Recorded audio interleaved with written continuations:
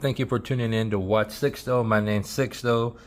Today is a review courtesy of Timekeeper's watch. This is a vintage. Well, the watch was manufactured in 1991. Would that consider to be vintage in today's standard? Let me know in the comments below. This is, like I said, a Tag Heuer. It's a 929.113G. It's a night diver. So this little guy has a loom dial, which I'll show you in a moment.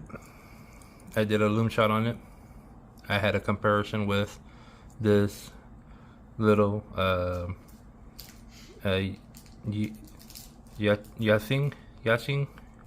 little toy watch that he had on in his display case. He told me that this had a loom dial, so I put these two together to have a loom off. So this one actually started out strong, but I'll let you guys see, let you guys be the judge. I'll put this off to the side.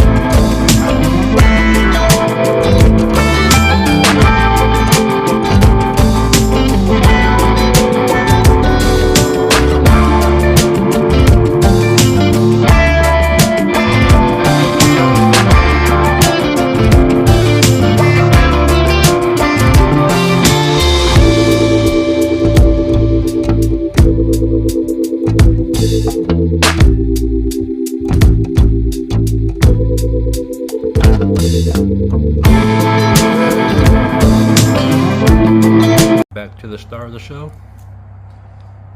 This little gem is the very first tag I had in my hands and on the show, or on my channel to be precise. This little guy, I measured it at from lug to lug at 45.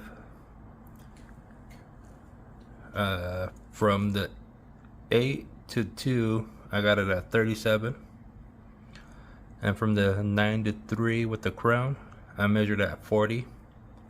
The thickness is at 9.5,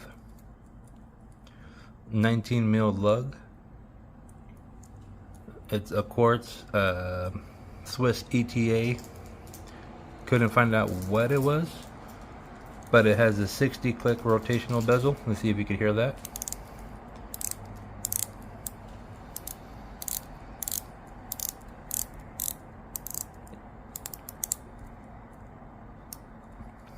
The best part is stainless steel. It's on their version of a Jubilee bracelet, and it has a diver's extension for if we do take this out diving.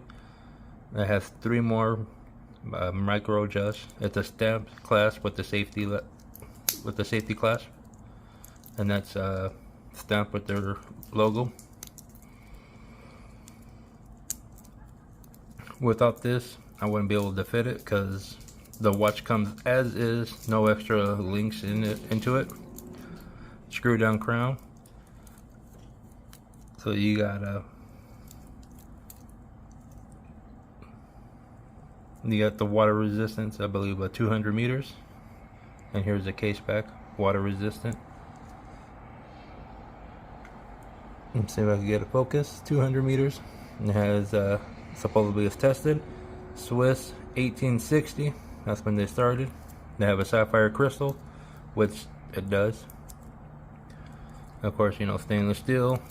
And then they got their little tag stamped. So this is a pretty cool watch. Of course, you know, it's a quartz.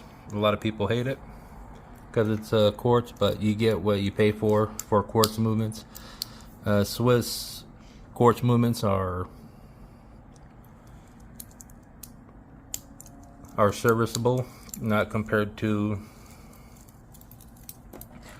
this little guy. This little guy, you could just take the case back off and find the movement and reorder it, while this one could get serviced. Because sometimes these have, if they have jewels, those are the ones that you definitely know that could get serviced. I'd rather drop money on this than that poo-poo Swatch Omega. It's a cool watch, don't get me wrong, but the movement alone is literally throwing me off, because it's a throwaway movement. It's like, why put in a throwaway movement in the watch that people are going to be keeping or flipping? So I digress. So it's a screw down crown, one pull up changes the date, the second one the stops. As you can see, all quartz movements are hackable. So if you're diving with your friends and you want to synchronize your watch for whatever reason, you may do so. Then, to get the water resistance back, you screw that crown down. I dig this bracelet because look at it, it's like almost like a, don't want to say it because I don't want Rolex to trying to come after my little channel, but it looks like they're like a J bracelet. So you could call this pretty much like a 5-link, or is it 3-link, but whatever. It's a cool bracelet. It feels nice, it's sturdy. Diver, like I said, diver's extension. All in all, it's a pretty cool little watch.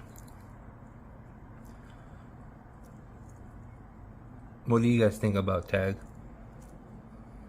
Are you guys for them, against them?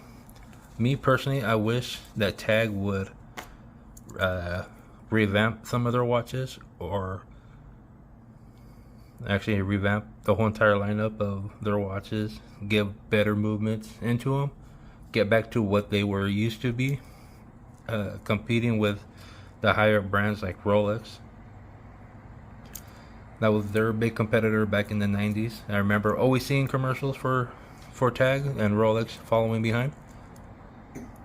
But let me know in the comments below what you guys think of Tag in general, if they've been on your radar in the past, or that you never came across a Tag and you never will buy one.